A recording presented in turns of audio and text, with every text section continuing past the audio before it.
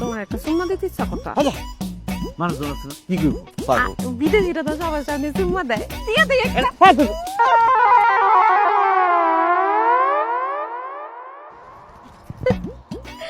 শুনো না, আমার এত খুশি লাগতেছে। খুশিতে থাকলে মানুষ অনেক কথাই তো কয়া দেয়। তোমার একটা কথা কই, আজকা পর্যন্ত কোনো সময় তোমার কই নাই।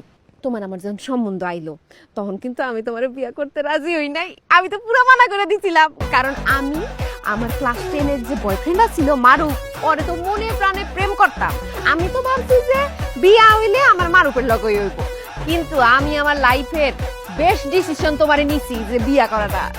তোমার বিয়া যদি না করতাম তাহলে কি এত দেশ ঘুরতে পারতাম? এই যে সিঙ্গাপুর গেলাম, থাইল্যান্ড গেলাম, ওই ফকিন্নি মারুফ জীবনে আমার এত দেশ ঘুরাইতে পারতো কও? বাসটা যখন জিজ্ঞেসি যে আমার তোমার পছন্দ হয়েছে, আগে কোনো পুরুষের লগে প্রেম আসছিল, মিলামিশা ছিল, এখন কেন এমন করতেছো কে? আবেগের ছোট কয়া দিছি, এখন তুমি রাগ করো না জান।